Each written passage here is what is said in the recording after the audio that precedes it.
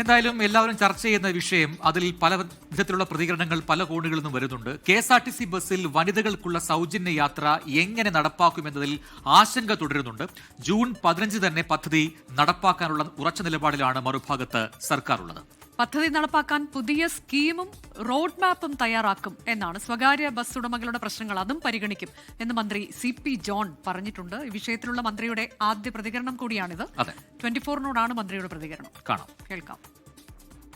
June 15 മുതൽ UDF സർക്കാർ KSRTC ബസ്സിൽ സ്ത്രീകൾക്ക് സൗജന്യ യാത്ര നടപ്പിലാക്കുകയാണ്. ഇപ്പോൾ 24നോടൊപ്പം ചേരുന്നത് ഗതാഗത വകുപ്പ് മന്ത്രി CP ജോൺ ആണ്.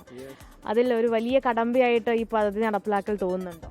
അത് വലിയൊരു ഉത്തരവാദിത്തമാണ്. കടമ്പ എന്നതിനേക്കാളും വലിയൊരു ഉത്തരവാദിത്തമാണത്. ആ ഉത്തരവാദിത്തം ഏറ്റെടുക്കണമല്ലോ. അത് നമ്മുടെ പൊതുയാത്രയുടെ അവസാന മീറ്റിംഗിൽ, സമാപന യോഗത്തിൽ രാഹുൽ ഗാന്ധി തന്നെ പ്രഖ്യാപിച്ചതല്ലേ. അപ്പോൾ അത് നടപ്പാക്കണം. അത് നടപ്പാക്കുന്നതിന് വേണ്ടിയിട്ടുള്ള പരിശ്രമങ്ങൾ എടുത്തപ്പോൾ ഇതൊരു ഭാരം എന്നതിനേക്കാൾ ഉപരി ഇത് വലിയൊരു സാധ്യതയായിട്ടാണ് നമുക്ക് തോന്നുന്നത്. KSRTC ജീവനക്കാരോട് ഞങ്ങൾ വളരെ അനുഭാവപൂർണ്ണമായിട്ടുള്ള ഒരു സമീപനമാണ് എടുക്കുന്നത്. അവരുടെ പെൻഷൻ, ശമ്പളം എല്ലാം നിലനിർത്തും.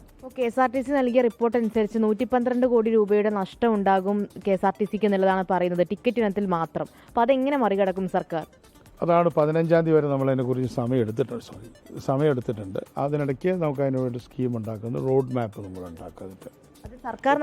റോഡ് മാപ്പ് സർക്കാർ നൽകുന്ന സഹായത്തിന് പുറമെയാണ് 112 കോടിയുടെ നഷ്ടം വരുന്നത്. മൊത്തത്തിൽ 236 കോടി. ഡീറ്റെയിൽസ് ഞാൻ ഇപ്പോൾ പോകുന്നില്ല, അത് മറികടക്കാൻ ഞാൻ പോകുന്നില്ല. എന്തായാലും നമ്മൾ കമ്മിറ്റഡ് ആണ്. അതിൽ ഗവൺമെന്റ് ഇതിൽ പ്രതിജ്ഞാബദ്ധമാണ്. പ്രൈവറ്റ് ബസ്സുകാരുടെ ആശങ്ക പരിഹരിക്കും. ഞങ്ങൾ അവരെ ശത്രുവായിട്ടൊന്നും ഡിക്ലെയർ ചെയ്യുന്നില്ല. അവരല്ലേ സാധാരണക്കാരെ ആൾക്കാർ കൊണ്ടുപോകുന്നത്, സ്റ്റുഡൻസിനെ കൊണ്ടുപോകുന്നത് അല്ലേ.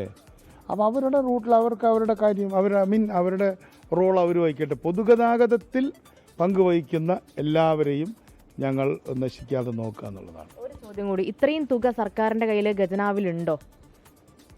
ഇത്രയും വലിയൊരു സാമ്പത്തിക ബാധ്യതയാണല്ലോ സർക്കാരിന്റെ കയ്യിൽ നിന്ന്. ടെൻഷൻ അടിക്കണ്ട, ആശങ്കയൊന്നും വേണ്ട.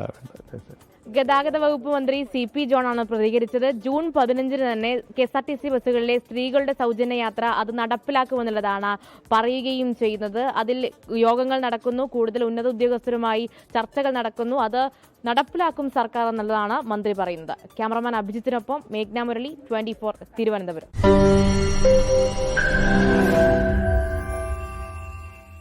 ലോകത്തെവിടെയായാലും ഏത് സമയത്തും 24 വാർത്തകളും ഓഗ്മെന്റഡ് റിയാലിറ്റി പാക്കേജുകളും എക്സ്പ്ലെയിനറുകളും വിശദമായി കാണാൻ ഞങ്ങളുടെ YouTube ചാനൽ നിങ്ങൾക്ക് സബ്സ്ക്രൈബ് ചെയ്യാം.